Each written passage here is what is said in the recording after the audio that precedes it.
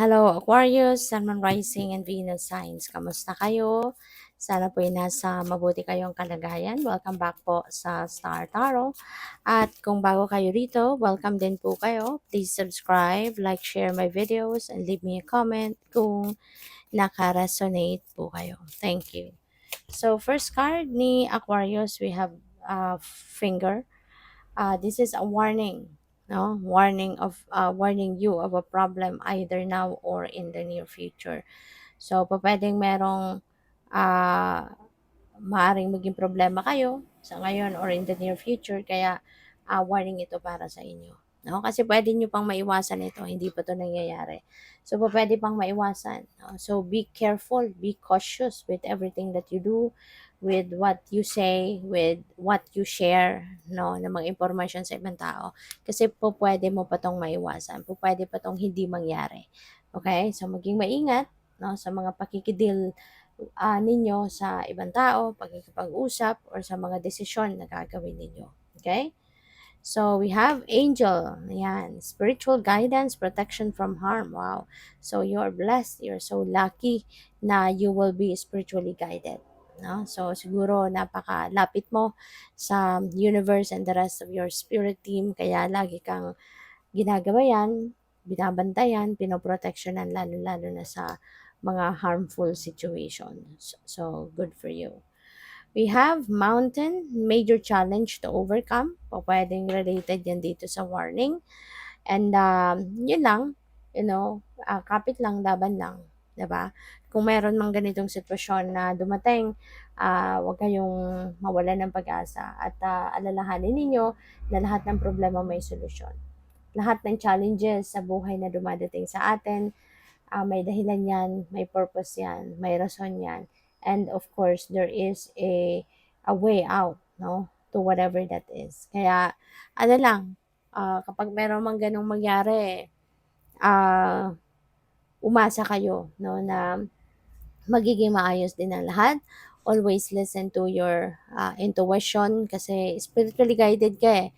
So, makinig ka sa iyong intuition, or pay attention, be aware of the signs, symbols, and synchronicities na maaaring nag-show up sa'yo, kasi that is also one way of the universe's that is one way din ng pagpapadala sa iyo ng universe ng guidance.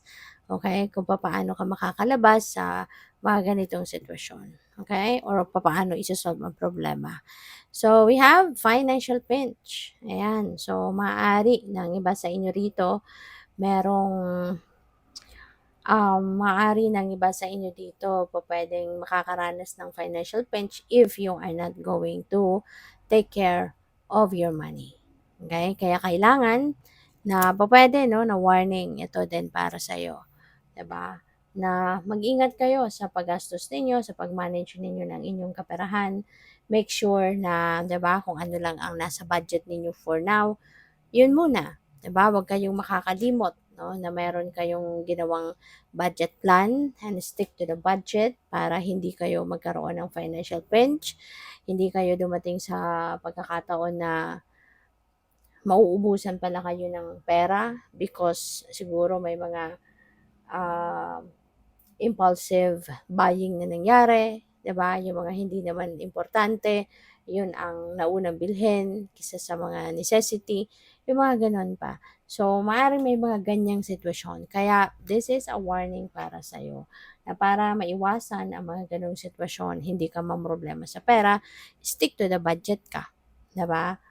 So, what else? We have minds, discord among friends or family. Ayan. So, pwedeng meron ditong paghihiwalay, no, ng landas ng kapamilya or ng mga kaibigan.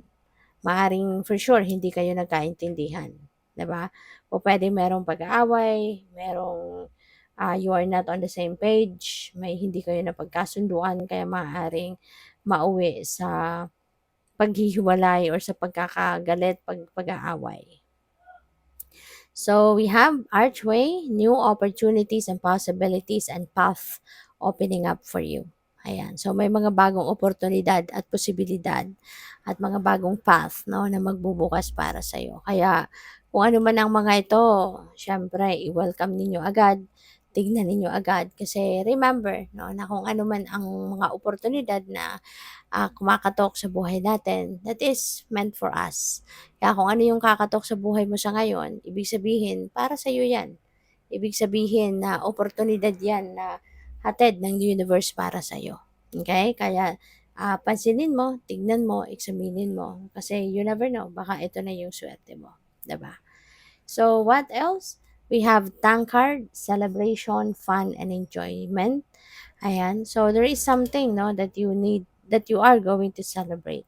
There is something, no, na, there is something na isa-celebrate niyo. There is something na you're gonna have fun with, you know. So, this is really beautiful. Pwedeng ano yan, pwedeng isa-celebrate mo, pwedeng makikipag-birthday ka, makiki-attend ka ng anniversary, makikimakasalan, mga ganyan. Or pwedeng may mga accomplishments or achievements ka din na gusto mong i-celebrate. So, possible din yan. So, what else? We have broken ring, parting of the ways in either romance or business. Ayan. So, yun. Maaari no, na meron ditong paghihiwalay no, ng relationship. For some of you, of course, hindi ito instant. 'Di ba? Na nagkaaway lang isang beses tapos naghiwalay na. So, for sure, meron na tong history. You know, o pwedeng matagal na kayong hindi nagkakaintindihan, matagal nang may issue sa relasyon, kaya maaari ngayon dumating yung point na parang this is the point of no return na kumbaga, 'di ba? Maaaring may sitwasyon sa ngayon na eto na yung talagang nag-push sa iyo na talagang tuluyan ng makipaghiwalay. Kasi baka, hindi mo na 'to parang hindi mo na malunok, 'di ba? Yung ano, yung ginawa sa yung sitwasyon, parang gano'n. Parang this is the end of it, 'no? Yung masasabi mo na this is the end of it, hindi ko na 'to papalagpasin, hindi na 'to puwedeng i-consider pa, yung mga gano'n ba. Kaya po puwedeng this is final, no, na makikipaghiwalay ka na. So, it could be in the romantic side or po pwedeng business side. Okay? So, yun. So, tignan natin kung ano pa ang ganap. We have grapes. Time to go out and have fun. So, relax, relax din, Aquarius. Okay? Kailangan natin ng balance. Hindi po pwedeng puro trabaho, hindi puro trabaho, hindi pwede purong negosyo, hindi pwede um, puro relationship, 'di ba? Kailangan may balance, okay? Para na mas maganda yung pakiramdam, mas makakapag-isip ka ng maayos, mas makakapag-desisyon ka ng maayos, 'di ba? So kailangan, 'di ba, na paminsan-minsan, you need to have fun. You need to go out with other people, 'di ba? Makipag-socialize, kailangan din natin 'yun paminsan-minsan. So we have tiger doing something risky or taking a chance. So this could be related to opportunities. Baka meron dito mga oportunidad. Ngayon lang ninyo susubukan or ngayon lang ninyo gagawin, something like that, no? So, yun, this could be something risky pero maaaring napagdesisyonan nyo na ito. Kaya good luck na lang sa'yo. So, thank you for watching. Love and light. Namaste.